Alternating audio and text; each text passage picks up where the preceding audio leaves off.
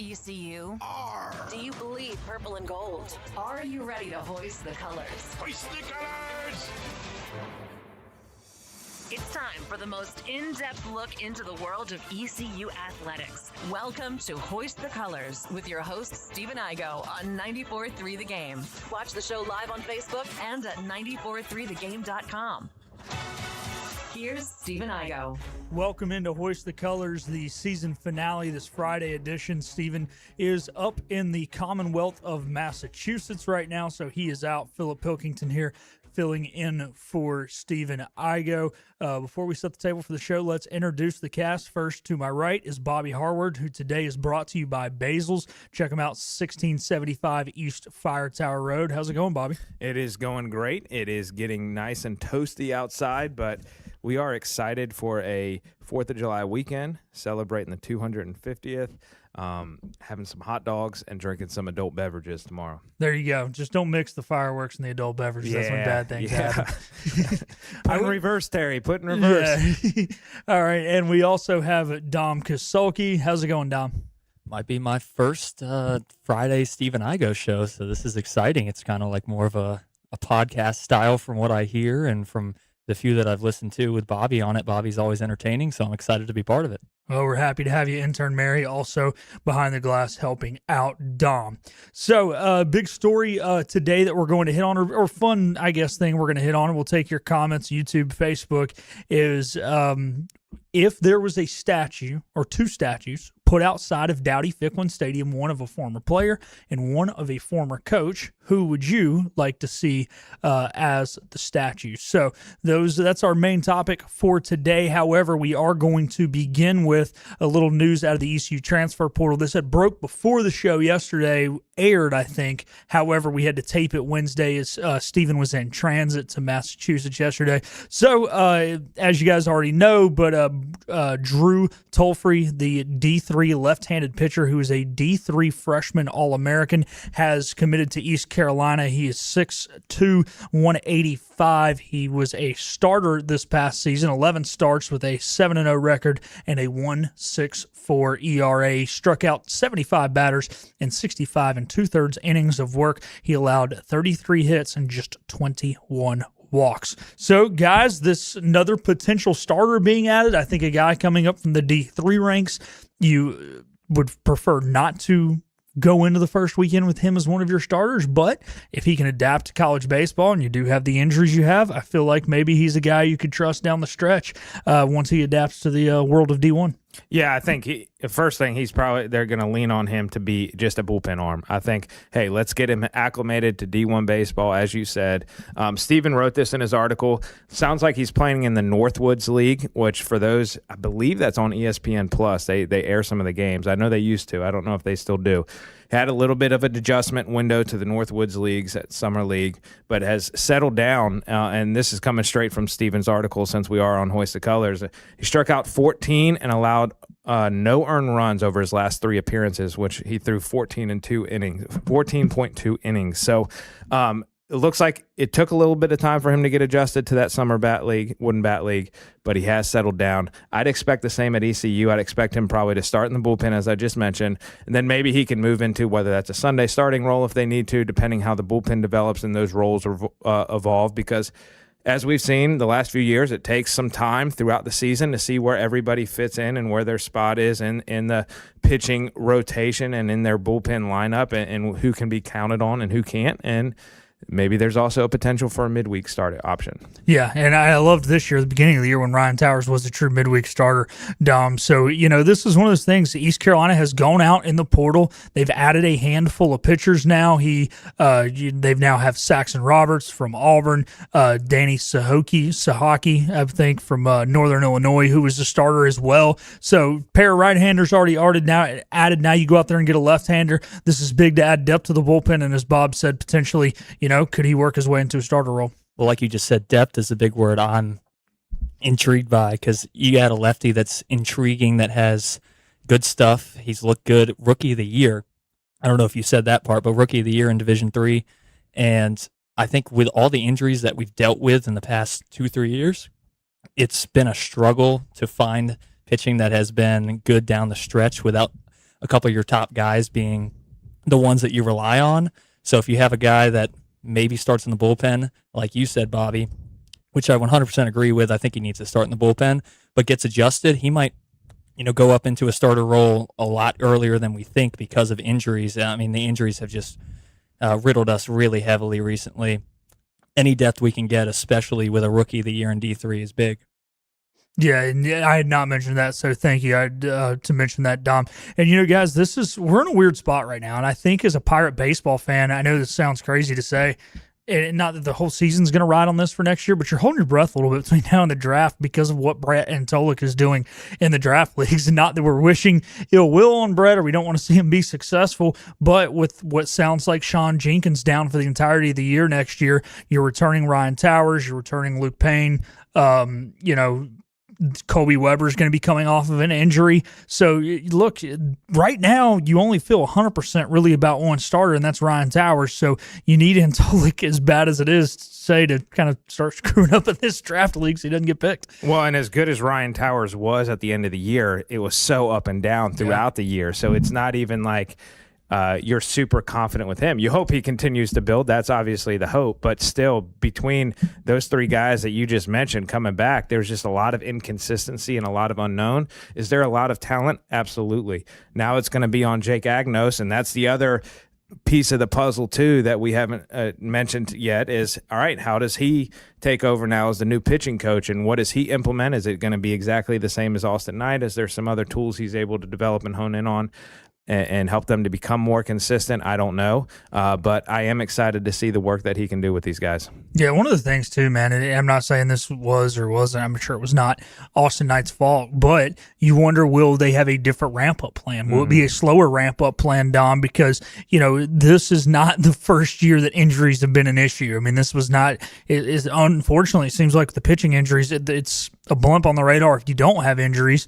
Now, it's Division I baseball. You're going to have guys get tired. It's a long, grueling season, but it just seems like it's kind of been really amplified the last couple of years. Yeah, and you obviously don't want to blame it on the pitching staff for injuries, but it really has been a riddled kind of past seasons.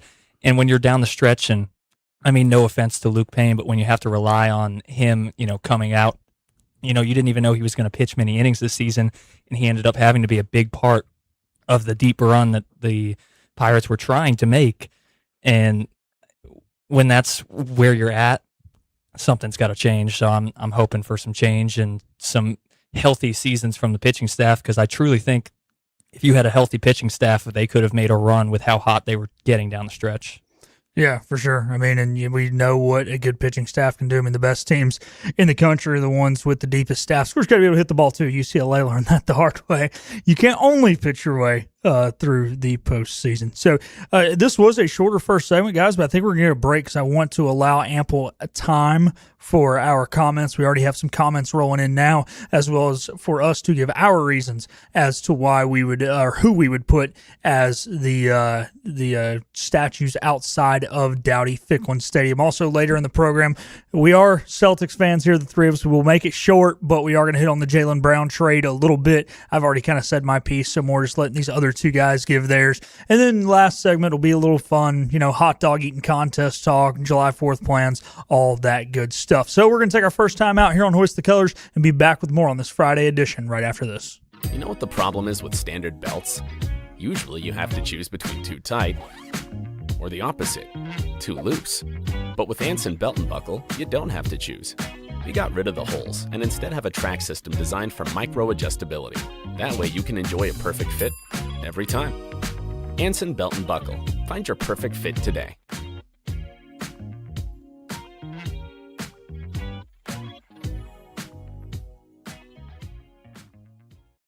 Healthwise Pharmacy rounds the bases with all of your infusion, retail, compounding, and medical equipment needs. Locally owned and operated by pharmacist Marcy Parker, Healthwise has grown to be your most trusted provider for infusion services. Currently providing in-home or on-site infusions in North Carolina, South Carolina, and Virginia.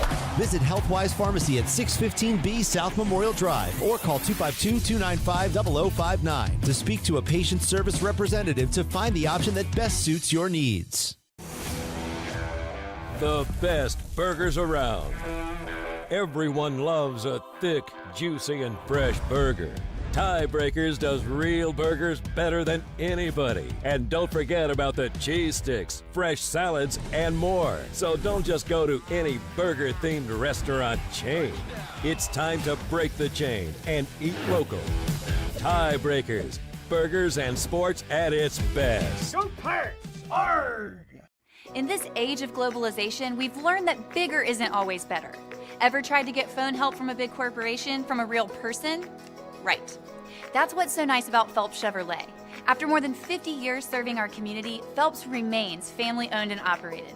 Mike, Daryl, Wave, West, Alan, and Clay deliver hometown service and integrity, same as always. They share your experience, they share your values, and they are ready to help with any motoring need. Come get you one.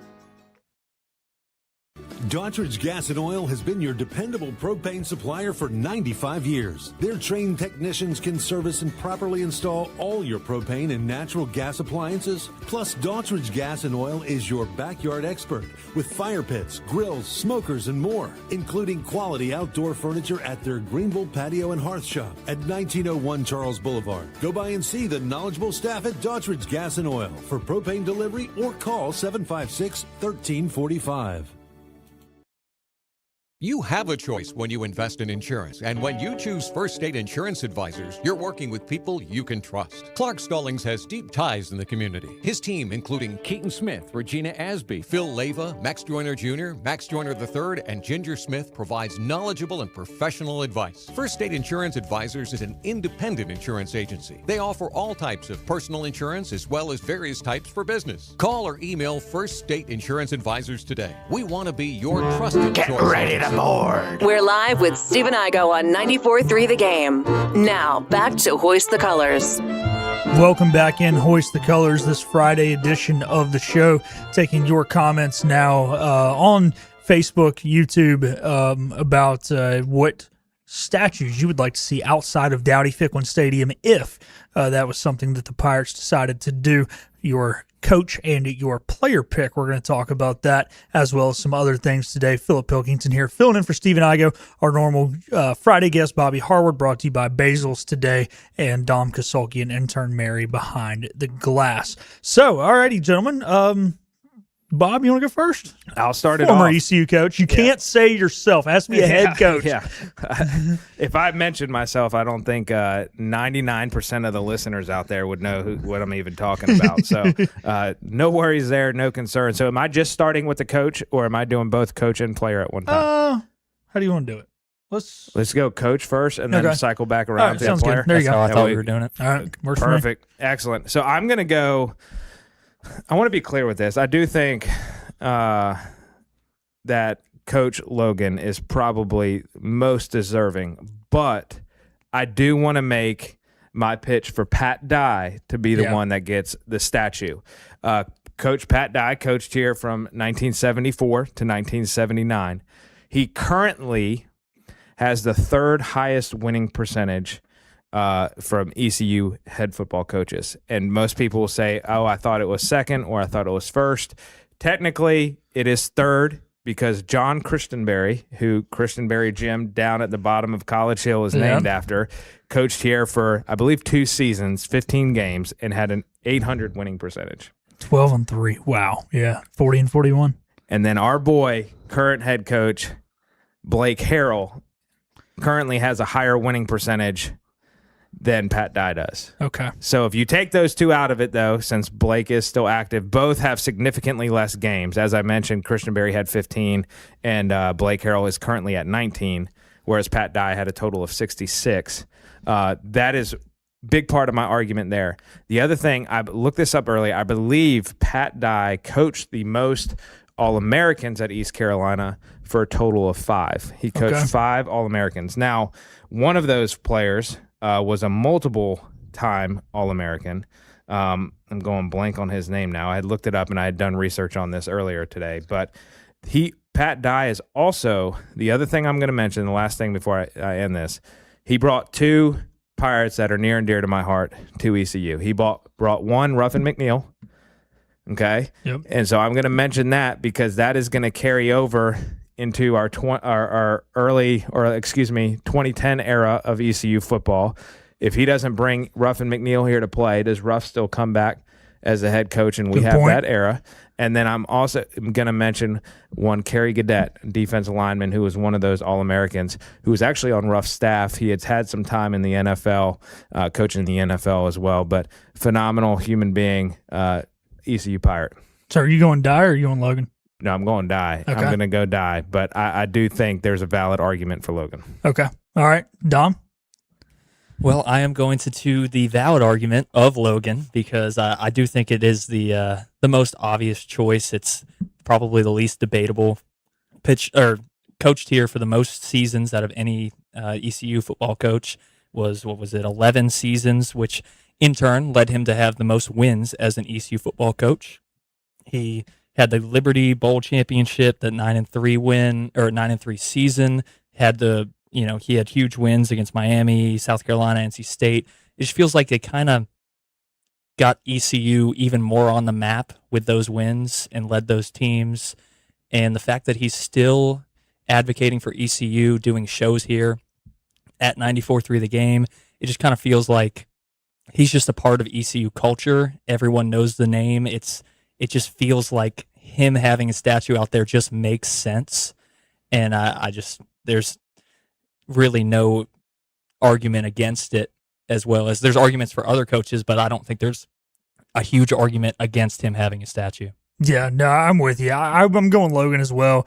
If you look at Pat Dye's years here, definitely probably a little more consistent probably than Coach Logan. Of course, Coach Logan also was here when there was a huge tectonic shift in the state of college athletics and specifically college football with the intro to the BCS, and it pretty much, guys not wanting to come here, right? So I think both of you guys legit arguments. I mean, I don't think anybody can tell you, either one of you, that you're wrong for those answers. I'm biased towards Coach Logan, obviously, but that is pretty special what both of those guys did here. Pat Dye was here 6 seasons. Now Coach Logan, a little longer tenure, and did have 11, but he did have a couple losing seasons, whereas Pat Dye did not. So either way you want to look at it, though, both of them phenomenal answers. So going here towards our some of our commenters, Davy Jones chimed in here with a couple. First off, Davy Jones most recently said, shout out to Coach Logan or how about Coach Logan winning the UFL championship? Yes, congratulations, Coach Logan, the offensive coordinator for the St. Louis the Louisville Kings, who did win the UFL championship. Isaiah Winstead was on that roster as well. And so congratulations to both of those guys. Davy Jones is our first commenter. He said Pat Dye and Jeff Blake. He also then mentioned Robert Jones and Clarence Stasevich. And so we were doing a little research. Clarence, before the show, or maybe during the break, Clarence Stasevich was the coach here from 62 to 69, was the 1964 NAIA Coach of the Year. He also was a perfect 3-0 in postseason play, won a pair of Tangerine Bowls. So definitely an argument there. The difference, I guess, would be, it was NAIA, so does that really count as much? Anybody can make that argument. Still pretty special, though, to put up the numbers that he did in his time, going 47, 27, and 1 with a 64.7 win percentage in that time. And then the second player Davey mentioned there was Robert Jones. ECU Bug says Steve Logan is his pick for coach. Bobby Hayes says, got to go with Logan. Dye left for Wyoming. Yes, Wyoming, while Logan stayed. Can we name a couple of big wins under Pat Dye? Logan had so many, including bowl games. Davy Jones then comes in and says, realizing that East Carolina was the last team in the United States to run a single wing offense under Clarence Stasevich. Oh, interesting. There you go. Most people don't know. Sorry, I didn't see the first line. So that is pretty cool. So fact that they were the last team to run a dying breed and still be successful with it, clearly, if they were coming in with those numbers. So that was thanks for the insight there, Davy Jones. All righty, guys, we're going over now to our players. Bob, who are you going with? Well, first, shout out Chris Johnson, because I think this was a big prompt for yes, this, or giving this idea. as much as I would love to celebrate him with this statue, I think a lot of his recognition came after his time at ECU and his time in the NFL. Terrific player nonetheless. I'm actually going to go, I was torn on this because I've said this before.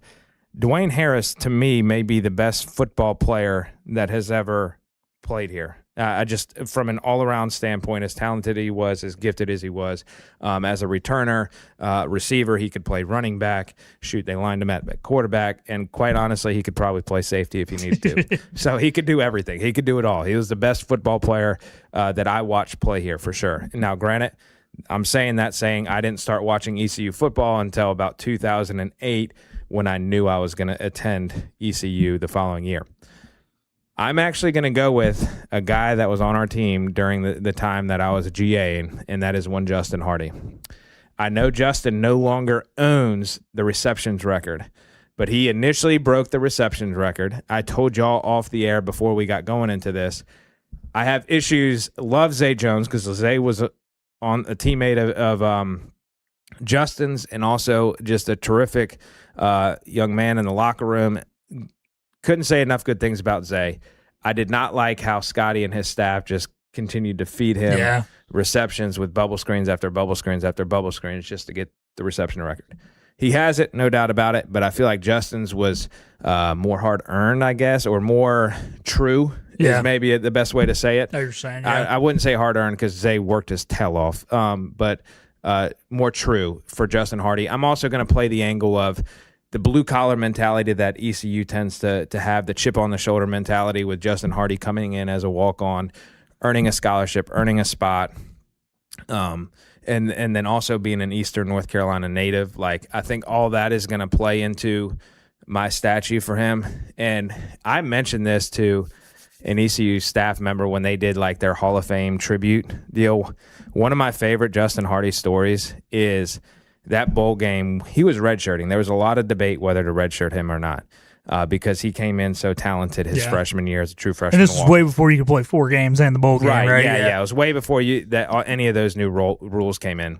But we were prepping, doing bowl practice, and a few of those practices, the young guys get to come up if they're talented enough to practice with the ones and the twos. So they, of course, brought Justin up just to practice. Justin had a crossing route across the middle. And Dominique Davis, I believe it was, threw a pass. Justin jumped, and it was behind him, and his body almost went horizontal, and then he one-hand grabbed backwards and snagged the pass. And I was standing right next to Lincoln Riley and Dwayne Harris, and Lincoln just started laughing and looked at Dwayne and said, "You better catch every ball you can in this bowl game because he's going to break every record you ever had here." And sure enough, he did. There you go, Lincoln Riley. I love that. It's a heck of a story. Did he break stride or did he go down on his backside, I guess? Yeah, he fell because he was so high and then also completely horizontal. He couldn't get his legs back down, Still, it's awesome. What do you got, Dom? All right, well, you want to go with the blue-collar mentality, which I kind of feel like mine plays into that as well. I'm going in with another one. Well, it kind of goes hand in hand with Logan, but David Gerard, and the fact that he could run through anybody's mouth, run through anyone.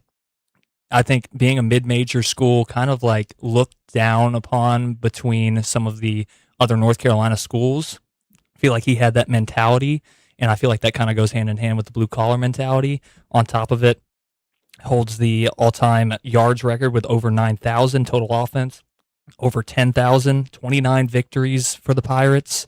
I mean, he led that victory, I think it was 20-3 at halftime against Miami in the Steve Logan era where it was number 13 Miami, and they were down 20-3, led that comeback. I just feel like he had that mentality of, I mean, the same thing I said, running through somebody's mouth, and I think that puts ECU into a perspective of that's how ECU is. They will run through anybody's mouth in any sport. They're going to be the hardest working team. They're going to do what they have to do to win, and we're not the pretty boys in North Carolina, and that is what it is. So I think he fits that description well. On top of it, he's 3-time All-Conference USA selection, ECU Athletics Hall of Fame. I just think there's an argument for many players, but I think there's a good argument for him. Yeah, no, I definitely think so. And, the other thing that just when you bring up Garrard, man, talking to Logan about how he can throw an outbreaking route to the boundary, to the field. And it was like, how many college quarterbacks can legit you trust to throw an outbreaking route to the field with these wide hashes and it not get pick six? But the fact that he could put it on a rope, like the dude had the tools too. The guys that can do that are the ones who get drafted in the first round. Yeah. I mean, that's how hard it is. Yeah. Yeah. So that's special. So I'm going to stick quarterback, but I'm going to do the man who led the comeback in the greatest moment in East Carolina history, the 92 Peach Bowl. So give me Jeff Blake. He had a phenomenal career here. Started, how many years was he a starter here? I had it pulled up, and then you probably don't off the top of your head, do you, Bob? I don't, nope. Yeah. Problem is when you go Jeff Blake stats, it just brings up his NFL stats. Unfortunately, I did have his college stats up here, but I just think, man, that kind of like laid the foundation, right, for all of this. It was the end of the Bill Lewis era, obviously, but it looks like he started 2 years, started a little bit his junior year, or played in 11 games, through 71 passes that year. But I don't know, man, I feel like that game laid the foundation for so much future success here in Greenville, kind of put ECU on a map as a national respected brand. Probably some of the reason that we were able to go and schedule some of those games, such as the Syracuses, such as the Alabamas, such as the Miami, South Carolina that year. So I think that really laid a foundation. So I'm going to go Jeff Blake for that reason.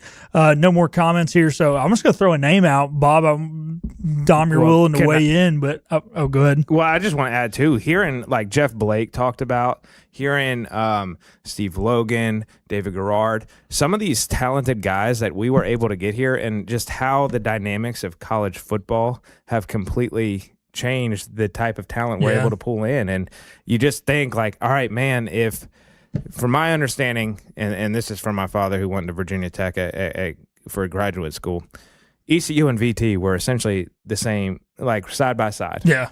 And they got invited to the Big East, and we did not. And just to think, how high could ECU have gone from a national perspective if those shifts didn't occur in college football, and also if we didn't get left out of the Big East? Because we were pulling talented players, we had talented coaches, and we were beating national teams, and we're nationally recognized and noticed as a program. And it's just, I don't know, makes you wonder. Yeah, no, it definitely does.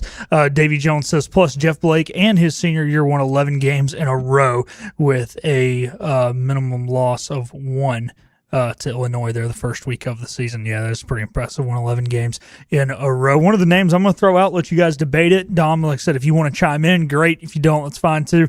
But somebody that you know personally, what are your thoughts on Shane Carden? He was another one I thought of too.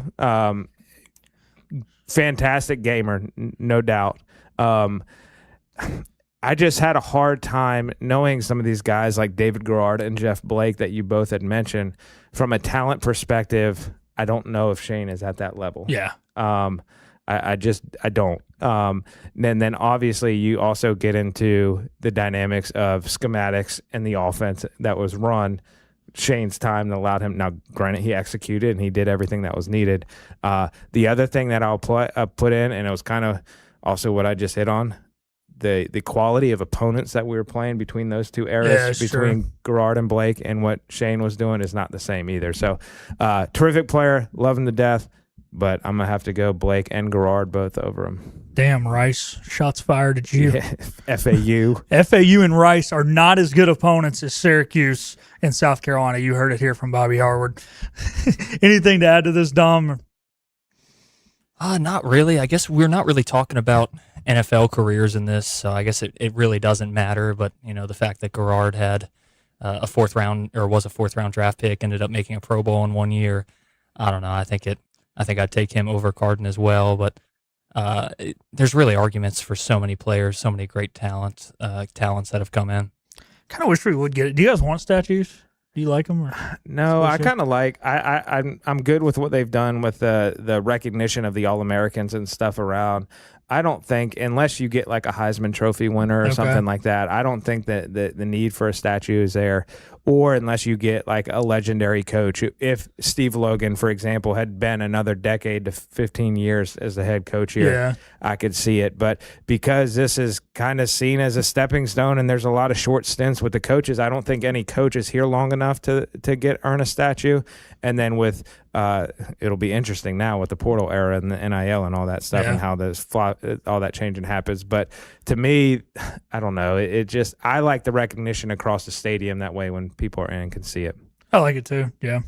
So I don't think any players with, like you said, the NIL era. I don't know if any players are ever going to stay long enough that are going to be great enough to be able to get a statue. I mean, if you're great enough, then you might end up transferring somewhere else or go into the league depending on what year you're in. So it's a tough spot to be in to get a statue for a player that isn't a past player. Yeah. I mean, the only guy who I feel like really started enough games to be here is in this conversation, like recent, would be Holton. But I mean, obviously, if you're going to do one statue, no offense to Holton, but I mean, Jeff Blake, David Garrard, Zay Jones, Dwayne Harris, whatever, are all going to go over Holton. If the talent around Holton was better, I could see him having a consideration. That was because that was just such a tough era. And that's the other thing about this. I'm actually proud of us because we pulled so much deep history of ECU football. Yeah. Because unlike Steven, who grew up here and rooting and knowing the history of ECU football, we have kind of adopted it as we come to Greenville. We didn't grow up with it. And so, and I'm sure this question too, maybe listeners out there have different answers based upon maybe the era that they remember, or they are nostalgic to them in terms of their best memories of ECU football. And I'm sure that ties into it. Yeah. Robert Dedrick chimes in. He says, is Linval Joseph in the conversation? And then Kenneth Maynor says, Terry Holland statue for sure. Terry, I could see an argument. I think he did a lot. I know that could get hairy depending what side of Greenville you talk to with that. But I always enjoyed Terry. Obviously, the person that took his place, we ran out of town. But I thought he did a really good job and helped get our name into the conversations, especially with the American Conference. Yeah, for sure.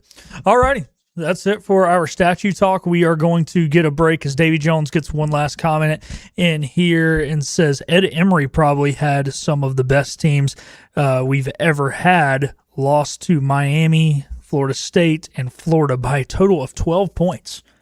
Pretty damn impressive there. Good stat there from Davy Jones. Johnny Stats. Davy Jones is coming after your title today. He's been dropping all the old stats. So we're going to take a time out. I promise we'll make the next segment short. I know most people don't care about the Celtics, but I'm giving these guys a chance. And then we're going to have a fun kind of final segment wherever the conversation takes us. If you guys have a comment, have a question that you want to ask us, we will take that. And we're just going to talk a little July 4th, little hot dog eating contest, and, talk about whether or not we're going to watch Joey Chestnut on Saturday. So that will do it for our second segment. We'll be back to talk about the Jaylen Brown trade right after this. This is about you, your family, and the health of all who live in Eastern North Carolina. This is about the transformation of a health system into something more powerful and more human, about creating new ways to treat disease and keep you well. This is about ECU Health, which is to say, it's really all about you. ECU Health. Minds, hearts, purpose.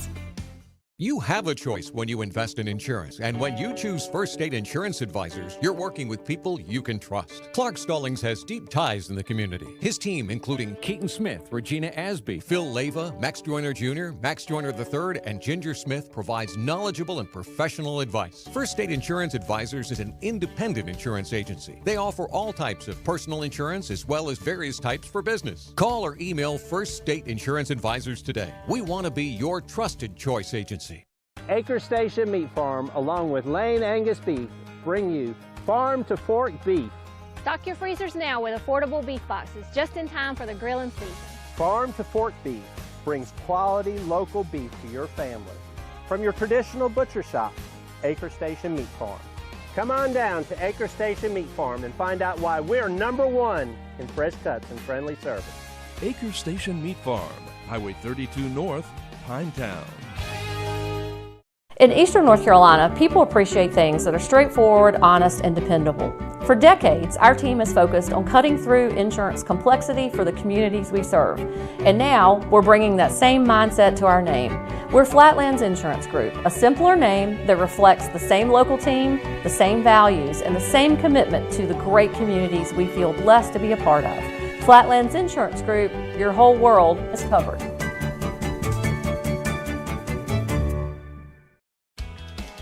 Make every day electric on the Kawasaki Electro 20 electric balance bike. Maximize the fun with long run times, impressive top speed, and Kawasaki build quality. Easy adjustability and smooth handling make everyday riding more enjoyable. And the standard MTB type tires provide off-pavement capability. The Kawasaki Electro 20 is the electric balance bike that's built to rip.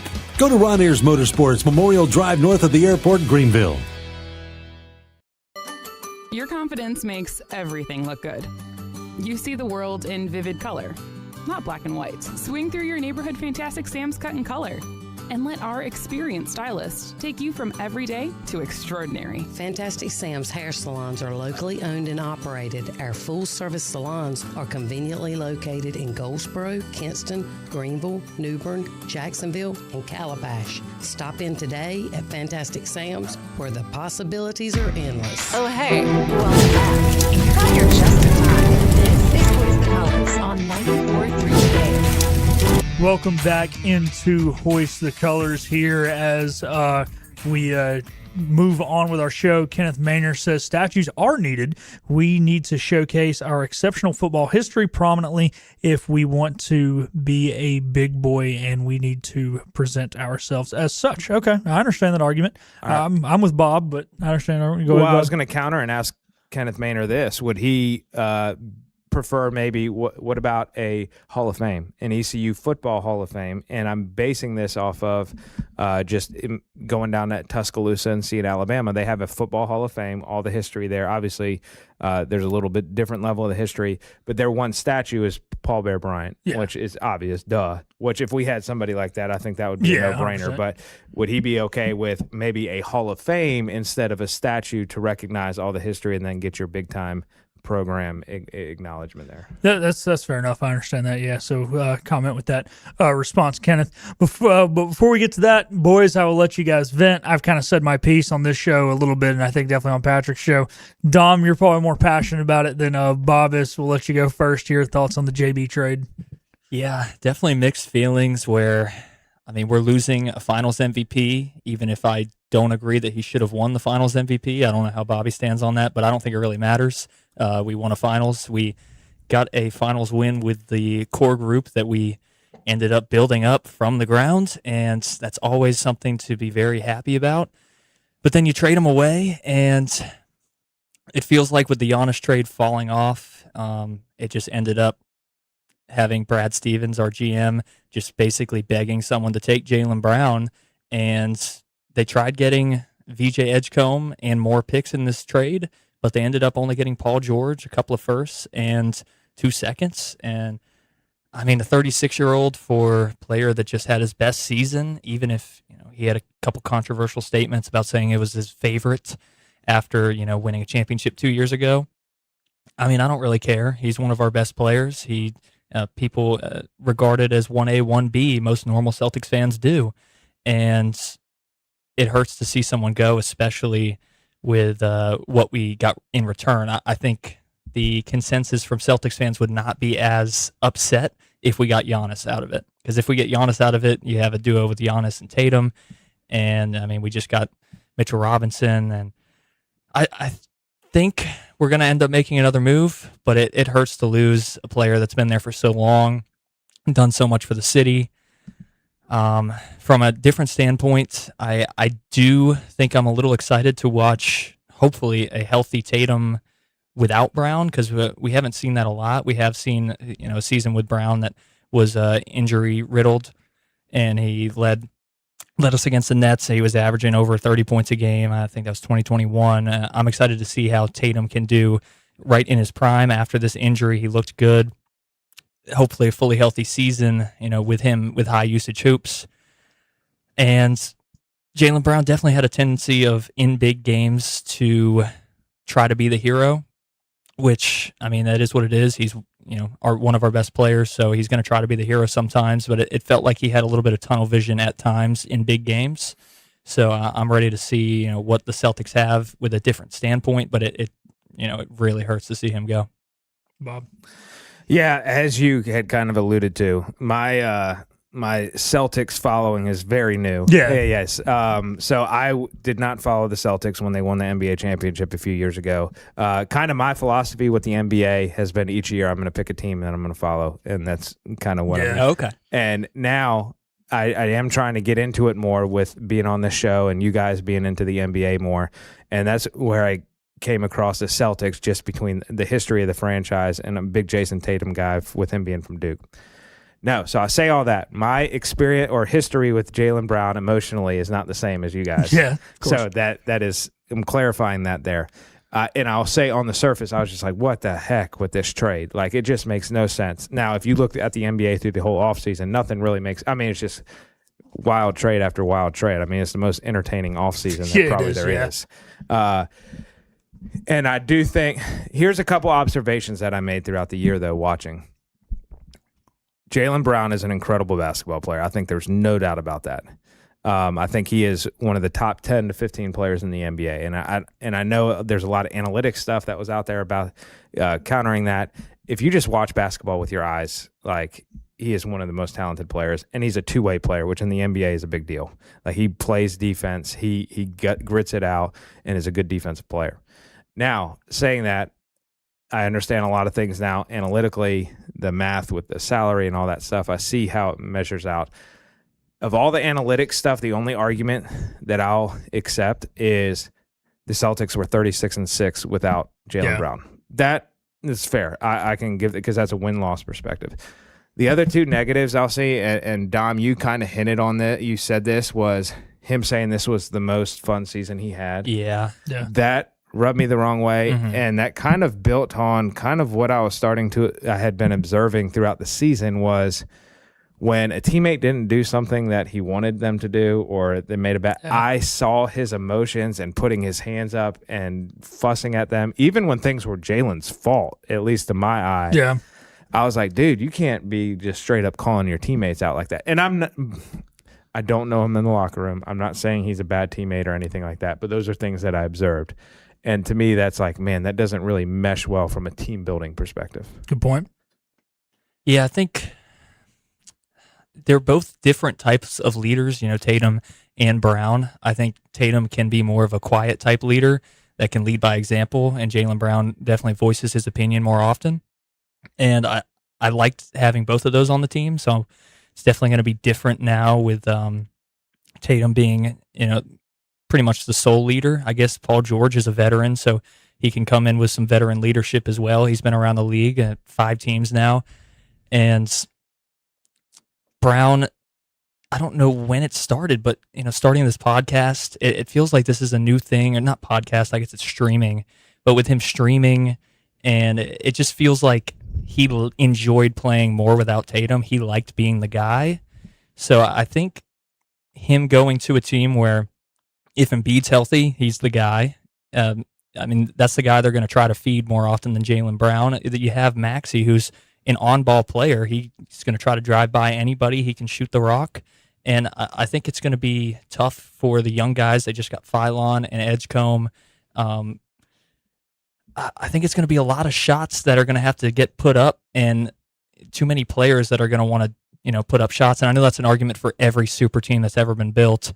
But I do think with the tendency of Jaylen Brown wanting to shoot late game shots, even if they're not good shots, he will take a lot of contested mid-ranges, and he's a great mid-range shooter. He will sometimes make them, but they're not easy shots, and I don't know if it's going to work in the Sixers team from that perspective, looking at the Sixers winning or losing this trade. I think they won the trade, but I don't know how the team is going to mesh. Oh, no, that's a good point. All right, if we had to get a break in, because I know everybody's just tired of hearing us talk about the Celtics. So, all right, we were going to take our final timeout of the season when we come back. Talk about anything, a little July 4th stuff, some hot dogs, what else, whatever else you guys want to talk about, all that still to come on Hoist the Colors.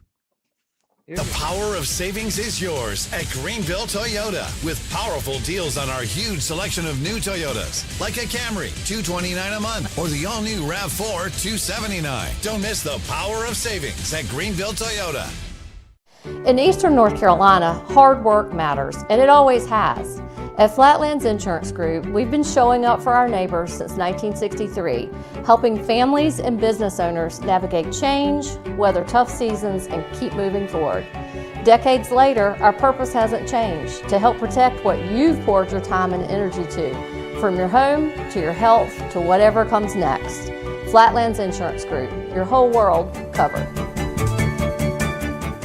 Need cash for a vacation? National Finance Company is here to help. For over 50 years, National Finance Company has been the small loan specialist with loans from $1,000 to $5,000 with low payments to meet your budget.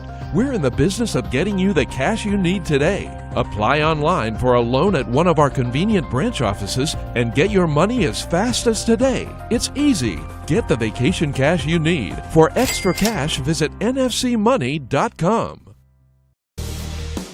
Your future is full of possibilities, and Pitt Community College can help you explore every option. You can earn a degree, learn a trade, transfer to a university, or launch a new career. We offer the support you need to succeed with flexible schedules, affordable tuition, and programs designed for the real world. Your path, your future, your college. Pitt Community College. Register now. Visit Larry's Steakhouse for a tender, hand-cut certified Angus ribeye. Other entrees include perfectly seasoned pork chops, chicken or seafood favorites like shrimp, tuna, and salmon. Complement your meal with Larry's fresh 20-plus item salad bar, or enjoy it as an all-you-can-eat entree.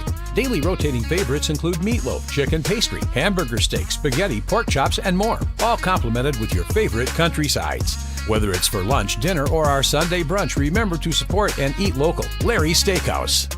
The hunting and fishing event of the summer comes to the Greenville Convention Center, July 11th and 12th, bringing together the best hunting and fishing vendors, outfitters, and fishing experts, all under one roof. Special free events, including a mountain trout pond, indoor archery range, offshore fishing experience, interactive duck blind, and free seminars. Don't miss it. The Mid-Atlantic Hunting and Fishing Expo is July 11th and 12th. With new Toyota trucks from $259 a month, you've got the power of savings at Greenville Toyota. Drive Tacomas $259 a month or Tundras only $399 a month at Greenville Toyota, where our volume saves you money. Remember, get the podcast of the show on the IBX Media app or where you get your podcasts. Got it. You don't have to tell me twice. I remember it exactly. Stephen Igo and Hoist the Colors on 94.3 The Game. Welcome into our final segment of the 25-26 season here on Hoist the Colors. Kenneth Maynard does chime in back to our earlier topic and say honorable mention Patrick Pinckney for a statue. So, gentlemen, America 250, it's here. We are less than 12 hours away from a quarter of a millennia of the greatest country in the world. What are you guys doing this weekend? So we had the plans that we have two different 4th of July parties we're going to. And I think I told y'all before the show, I had staggered my week from an eating perspective, a working out and exercise perspective, so I could absolutely crush hot dogs and crush beers tomorrow. There you go. That got a wrench thrown into it last night when our son woke up at 3 a.m. sick. So we will see what happens. Hopefully, if he can stay clear the rest of today and into tomorrow, he'll be out of that 24-hour window and we'll be good. So hopefully that's the case and we can keep our plans. But we have two, one in a Little Washington we're going to, and then we have one out in, I guess it's technically Grimesland we're going to with some friends. But should be a good time. I always love watching the hot dog eating contest. So do you watch it every year? I do. Brittany can't watch it because it disgusts her. It makes her sick, but I got the kids kind of into it, and they're just more amazed that these people are just dipping hot dogs into water and stuffing them down their face. So we'll watch that for sure in the morning, and then 100% I will be sharing the Put It in Reverse Terry video because I do it every year. I'll watch it like 5 or 6 times on repeat and awesome. Laugh my tail off and then send it to people. So, funny thing you mentioned, Brittany couldn't watch it. I was at a couple of years ago, we were out in Colorado and staying at my cousin's house. And I was like, do you watch it most years? He's like, no, I always forget it's on. But I want to watch it. And his wife's like, oh, this is going to be cool. I'm in 45 seconds in. She gets upstairs. She goes, I really am intrigued to know how much the guy eats who wins. Please tell me. But I'm going upstairs. Call me in 12 minutes when this crap's over. So, yeah. What about you, Dom? I know you got a River Bandits game tonight. Do anything tomorrow? And are you going to watch the hot dog eating contest? Yeah, I never really watched the hot dog eating. Not that it grosses me out that much, but I mean, if you want to call me that, call me that. It is what it is. I'll eat a bunch of hot dogs myself. Now, I'll promise you that. If anyone watched the Steve and I Go watch along a couple years ago for ECU baseball, I won that challenge, eating all 9 hot dogs for the 9 innings. That was fun, and I'm glad Bobby can, plan his workout week throughout so he can eat bad. I'm just going to eat like garbage anyways. I think that's how most of us do it. Just going to eat like garbage on Saturday and probably Sunday. But I'm going to Wilmington, going to the beach with my girlfriend. Excited for that. Just going to go chill at the beach, basically, with her and some friends. There you go. The 2 things I forgot to mention, too. Well, number 1, I started my 4th of July celebration last night. I started watching The Patriot last night. There you go. It was fantastic. Aim small, miss small. Best scene in all of movies, all of cinema. Best scene right there. I'll watch The Sandlot with my kids. We watch that together. I think that's an American classic. And then right when the hot dog eating contest is over, it is baseball on my TV for the remainder of the day till we go to our party. So it's a big baseball day too at our house. Yeah, no, look, baseball's going to be fun tomorrow. I'm not saying it's not, but a lot of night games, obviously, because of the 4th. Are you guys excited for Sunday? You see what they're doing? No. So you remember how hockey the last couple of years has done the thing where they start a game like every 15 minutes? They're doing that with baseball. It's like either every 30 minutes or an hour. So from 12:30 to Sunday afternoon till 9:30 Sunday night, you never go more than 1 hour without a first pitch.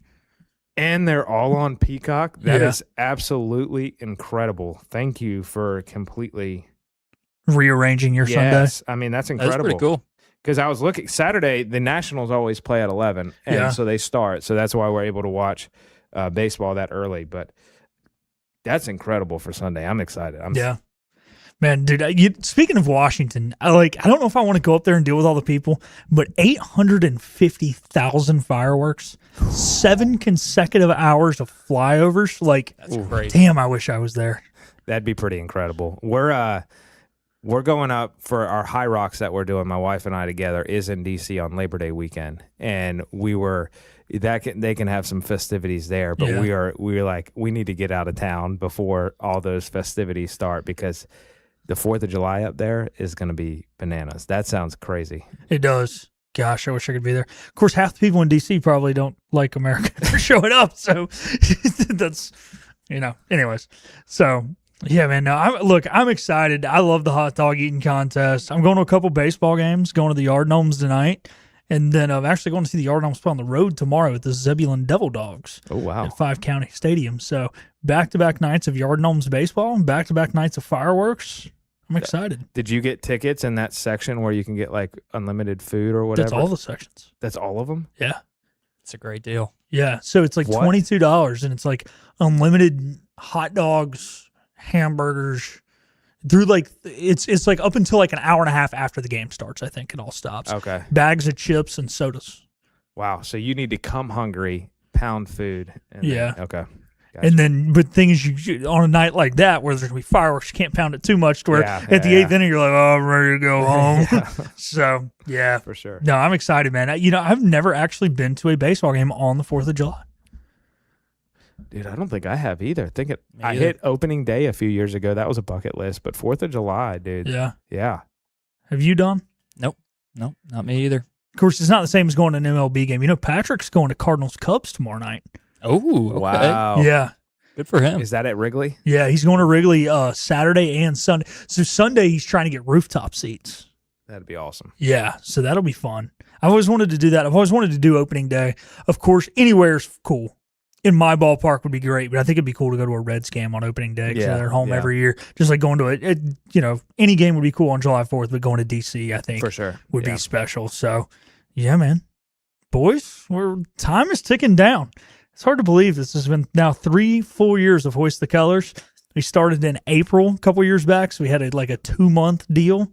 and then 3 full years of it. You guys have been a huge part of it this year. I appreciate you guys. Yeah, absolutely. I mean, I'm thankful for y'all for letting me keep coming back. I was telling a friend the other day, he was like asking when we're breaking for the summer, and I was like, dude, it's weird to think about. Like when Steven initially asked me to come on the show, I thought it was just going to be a 1-year thing, and then now here we are going into year 4 next year. I'm like blown away that this is continuing. Not that I didn't think Steven would sustain it, more that I didn't think I'd be invited back, and I've been invited back. So love doing the show with you guys. Y'all are awesome, and yeah, just looking forward to a fall. It could be a really special fall here in Greenville. Yeah, no, it could be. And Davy Jones asking me, how many hot dogs am I going to down? Oof. Are you going to 999 it? I'm not 999 and not driving home from Zebulon. I don't have to stop. I don't do certain things in gas station bathrooms. I mean, maybe if there was a Buc-ee's between here and there, but total Davy Jones, I'd say between the 2 games, definitely going to get some concessions tonight as well. I'm going to set the over-under hot dogs at probably like 3.5 to 4, but there's also going to be like 2 burgers in there total. So between that, I'd say 2 to 3 burgers, maybe 4 hot dogs over the next 2 days. So yeah, man. Well, Dom, we appreciate you. I know you're not on this show a lot. You feeling more on PJ's show, but always being ready for a spot start in there. And then when I had to leave for my family stuff, a couple months ago, you filled in, so we appreciate that. Always nice to fill in. It's a fun show. All right. Well, we thank you guys. We want to thank Steven Igo for all his hard work, and he's the reason we get to be here today, letting him fill in for him. Sorry you didn't get to be on the final show, Steven.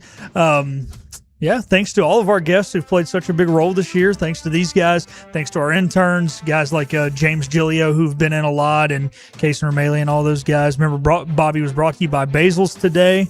And have a good one, Bobby. Appreciate it, man. You too. Have a great summer. Have a great break. Thank you, man. Dom, appreciate you. Yes, sir. All right, that will do it for our 3rd full season of Hoist the Colors. We will be back in August. Thank you to all the listeners who tune in, especially our loyal commenters. Have a great summer, everybody. Happy 4th. This has been Hoist the Colors with your host, Steven Igo. Get a recap of this show at 943thegame.com and on your IBX Media app, on Twitter, Facebook, or anywhere you get your podcasts. Tune in weekdays at noon to get your ECU sports fix with Steven Igo and Hoist the Colors on 94.3 The Game. Hoist the Colors!